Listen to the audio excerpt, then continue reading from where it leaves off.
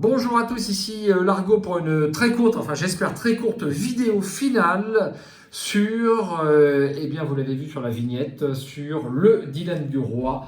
Nous venons d'achever la boîte, donc le Dylan du Roi que voici ici. Alors on va en parler, je ne sais pas si je veux dire un excellent jeu, mais enfin on va en parler. C'est tout chaud, tout frais dans nos mémoires. Nous ne sommes plus qu'à 3 sur 4 joueurs puisque la maison Haute-Pierre est partie se faire injecter une substance que tout le monde connaît à l'instant. Et donc on va avec Jérôme et Michael. Bonjour Jérôme, bonjour Michael. Bonjour, bonjour, bonjour. Voilà, j'ai voulu faire cette petite vidéo, juste, on va pas spoiler, on va rien dire, vous pourrez acheter le jeu tout pareil. J'ai tout spoilé, là, en fait. Oui, mais c'est trop fois rien, on voit pas bien, c'est marqué à l'envers. Non, je pense qu'il n'y a pas de souci à ce niveau-là.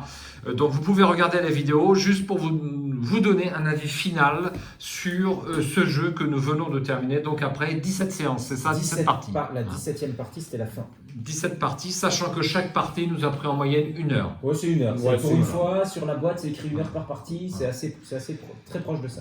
Donc 17 heures de jeu pour 80 €. C'est ce qu'il faut à 4 joueurs. Eh ben, ça les vaut.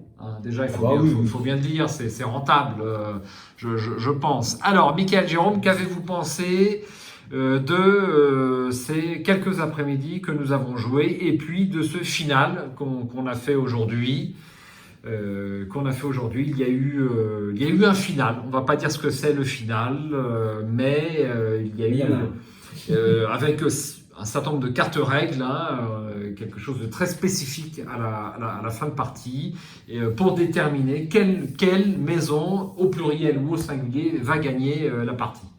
Commençons par Jérôme. Tiens, allez.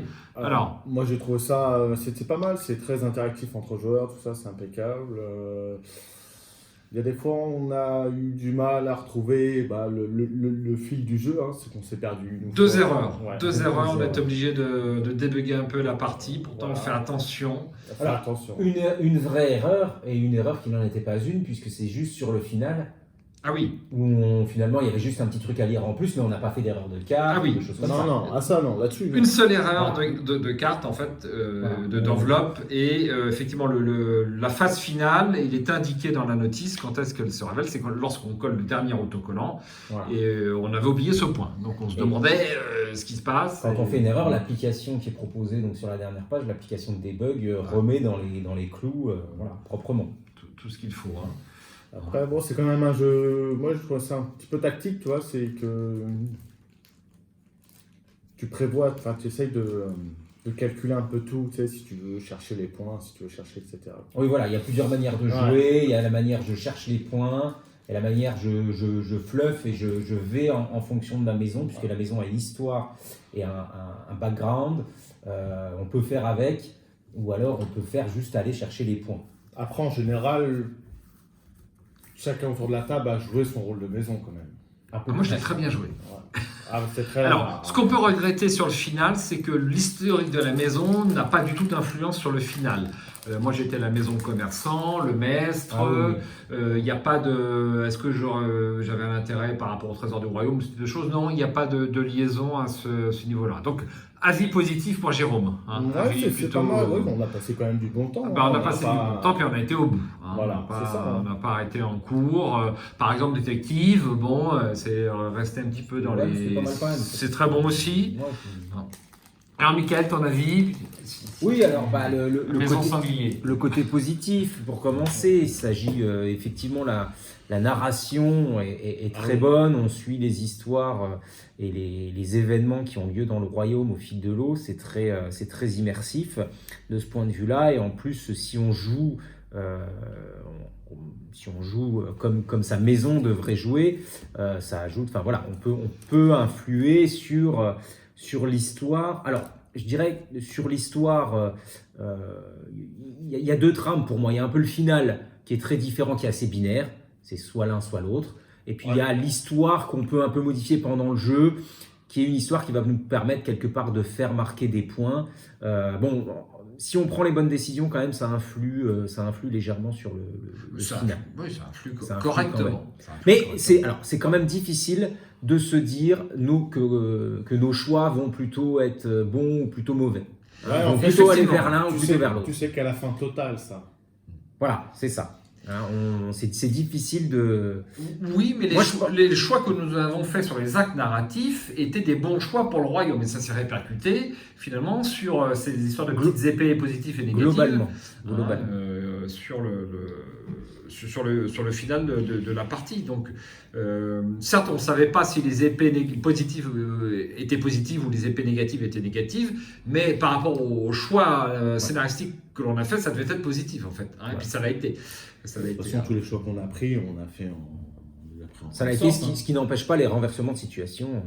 Et donc, il y a eu un renversement de situation, donc on peut dire qu'ils sont les gagnants à la table. Bah oui. C'est Jérôme qui a gagné cette partie, hein, et deuxième, Le gros traître. Yann, Hein, le gros traître vrai, sur la partie finale. hein, Il n'est pas là, vraiment, on peut charger un axe. Il a tellement mal joué qu'il s'est dit je vais trahir tout le monde à la fin du jeu. Il a aucune conscience, aucune compétence, enfin rien. Et ça a marché, il va régner sur des miettes. Ouais, des miettes, hein, parce qu'il était deuxième, c'était un peu le laquais de Jérôme, Voilà, de la absolument. famille.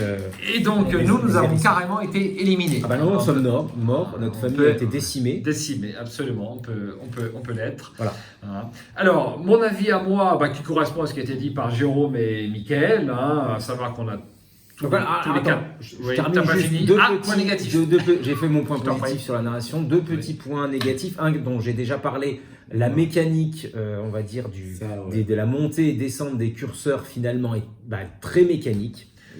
Pour moi, c'est très mécanique, ça l'est trop. Il y a trop peu d'impact des curseurs sur l'histoire, je trouve. Hormis les petits autocollants au final, bon, ça joue sur le jeu, c'est encore une fois très mécanique. Pour moi, en gros, toute cette partie-là, c'est purement de la mécanique, pour faire du point. Voilà. Mhm. Ça, c'est mon premier reproche. Et le deuxième, c'est un petit peu cette fin qui peut être bouleversée, quoi, hein, qui tombe un petit peu comme ça, qui tombe dessus, tu sais pas pourquoi. quelque part, voilà. On la sentait venir quand même, hein. Le roi avait des soucis. On avait.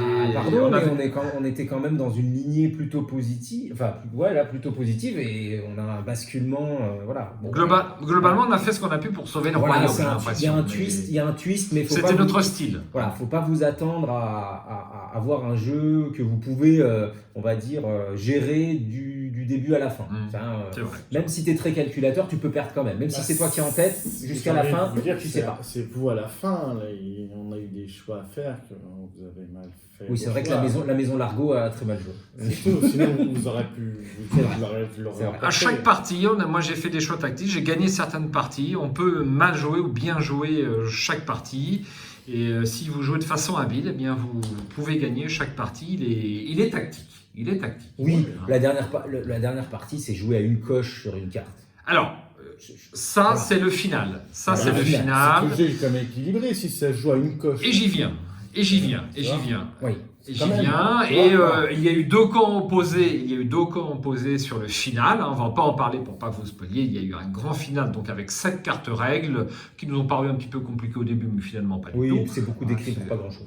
Voilà, c'est tout à fait raisonnable.